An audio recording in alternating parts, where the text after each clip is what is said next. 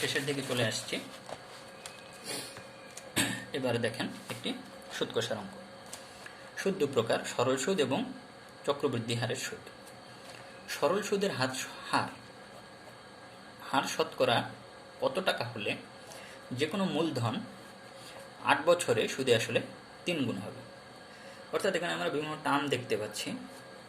সরল সুদ, সুদের হার সবসময় শতকরাতেই প্রকাশ করতে হয়, বের করতে হয়। মূলধন বা প্রিন্সিপাল, সময় 8, সুদে আসল মানে সুদ যোগ আসল, সুদ আসল 3 গুণ হবে। আচ্ছা, তাহলে আমাদেরকে সুদে আসল 3 গুণ হবে, তাহলে আমাদেরকে ধরে নিতে হবে যে আসল সমান সমান 100 টাকা। তাহলে সুদ আসল সমান সমান হবে 3 গুণ হবে 8 বছরের ব্যবহার, মানে 100 গুণন 3, 300 টাকা। সুদ আসল যদি 300 টাকা হয় তাহলে সুদ হবে কি? সুদ আসল বিয়োগ আসল, সুদ আসল বিয়োগ আসল।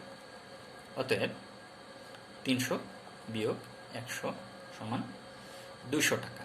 এটা হচ্ছে সুদ। তাহলে এখন আমরা সরল সুদের ক্ষেত্রে একটি সূত্র জানি, আই সমান সমান NPR।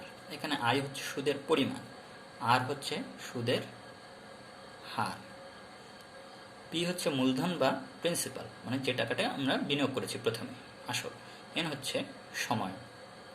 তাহলে আমাদেরকে সুদের হার অর্থাৎ আর বের করতে বলেছে। তাহলে আর সমান সমান আই বাই NP। অতএব আই হচ্ছে সুদ 208, সময়ের পরিমাণ আসল 100, অর্থাৎ 1/4। আর সবসময় পার্সেন্টেজ বা শতকরা হিসেবে 1/4 মানে হচ্ছে 25%, অর্থাৎ শতকরা 25 টাকা। সুদের হার শতকরা হবে 25 টাকা। এটা উত্তর। এবার আসুন, চিনির মূল্য 25% বৃদ্ধি পাওয়াতে একটি পরিবার চিনি খাওয়া এমনভাবে কমালো যে চিনি বাবদ ব্যয় বৃদ্ধি পেল না। তার মানে তারা চিনি খাওয়া খুবই কমিয়ে দিয়েছে। তবে বর্তমান মেডিকেল সায়েন্স বলছে যে চিনি আসলে কমিয়ে খাওয়া স্বাস্থ্যের জন্য ভালো। তো যাই হোক, ওই পরিবার চিনি খাওয়ার খরচ শতকরা কত কমিয়েছিল? আসুন অঙ্কটি করি। 25% বৃদ্ধি পেয়েছে, বৃদ্ধি পেল। এতে চিনির দাম যদি 25% 100 টাকা যদি আগে থাকে, তাহলে 25% বৃদ্ধি পেলে হবে 125 টাকা। তো 125 টাকার চিনি খাওয়া কমিয়েছে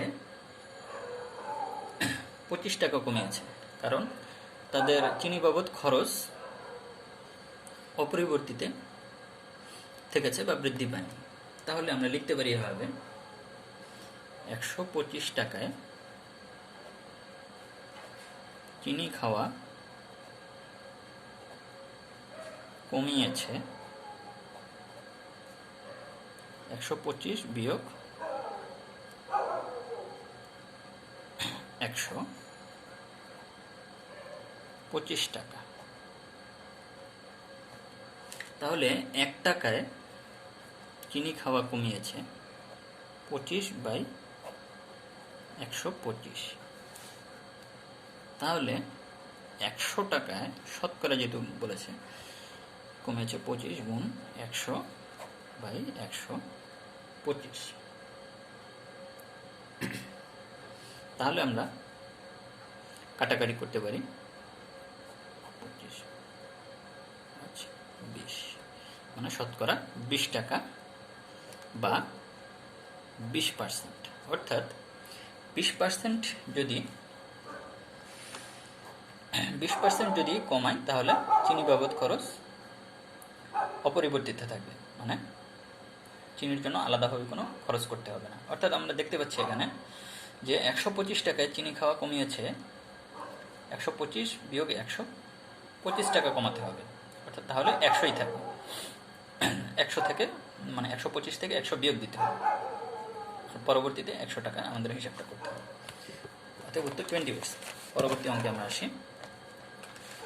x-5 into a plus x equal to x square minus 25 হয়, তবে a এর মান কত? আচ্ছা, তাহলে আমরা এক্স স্কোয়ার মাইনাস 5 স্কোয়ার এটা লিখতে পারি। তাহলে আমরা সূত্র থেকে লিখতে পারি x plus 5 a plus b, a square minus b square সূত্র থেকে x plus 5 into x minus 5, প্রত্যেক এক্স মাইনাস 5 কাটা যাবে, a plus x equal to x plus 5। এখন দেখেন এক্স এর মান কিন্তু আমাদের বের করতে বলেন, আমাদের বলছে এর মান বের করতে। তাহলে উভয় পক্ষ থেকে এক্স বিয়োগ যে এক্স কিন্তু উধাও হয়ে যাবে, অর্থাৎ এ সমান সমান 5 হবে, এটি অ্যান্সার। আচ্ছা, পরবর্তী অঙ্কে আমরা প্রায় শেষ পর্যায়ে চলে এসেছি। A plus b plus c equal to 0 হলে a cube plus b cube plus c cube equal to what, বা এর মান কত? তাহলে আমরা একটা সূত্র জানি, a cube plus b cube plus c কিউবের একটি দীর্ঘ সূত্র আছে। সূত্রটি কি? A plus b plus c into a square plus b square plus c square minus a b minus b c minus c A plus 3ab C, sorry জায়গা নেই। এখন দেখেন এটা গুণ আকারে আছে, তো এ প্লাস বি প্লাস সি এর মান যদি 0 হয়, 0-র সাথে এটা গুণ করলে 0ই হবে, আলটিমেটলি 0, তার থাকে 3abc, অর্থাৎ এটাই অ্যান্সার খ 3abc। এবার আসেন আমাদের শেষ অঙ্ক। ত্রিভুজের এই একটি কোণ এর অপর দুটি কোণের সমষ্টির সমান হলে ত্রিভুজটি কি? সমকোণী না স্থূলকোণী নাকি সূক্ষ্মকোণী না অন্য কিছু? তাহলে দেখেন একটি ত্রিভুজের একটি কোণ অপর দুটি কোণের সমান হবে, এটা আমরা জানি ত্রিভুজের 3 কোণের সমষ্টি 2 সমকোণ বা 180 ডিগ্রি। তাহলে এটা 90 ছাড়া হিসাব মিলবে না। একটা কোণ যদি হয় 90 ডিগ্রি, অপর দুইটি কোণ 90 ডিগ্রি হবে, অর্থাৎ একটি কোণ আর অপর দুটি কোণ সমান হবে। তাহলে এটা হবে 45 ডিগ্রি, এটা হবে 45 ডিগ্রি। 90, দুটি কোণের মান হচ্ছে 90 আর একটি কোণ 90, এটাই কিন্তু বলেছে যে একটি কোণ অপর দুটি কোণের সমষ্টির সমান হলে।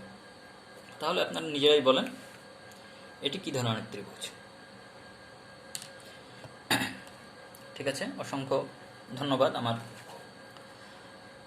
দর্শকদের, আমার শিক্ষার্থী ভাইদের, এবং যারা চাকরি পাওয়ার জন্য চেষ্টা করছেন, যাদের একটি খুবই খারাপ সময় যাচ্ছে। তো আপনাদের সবার জন্য দোয়া করি, এবং আপনারাও আমার জন্য দোয়া করেন, এই বলে ভিডিওটি শেষ করছি। সবাইকে আবারও অসংখ্য ধন্যবাদ জানাচ্ছি। আসসালামু আলাইকুম।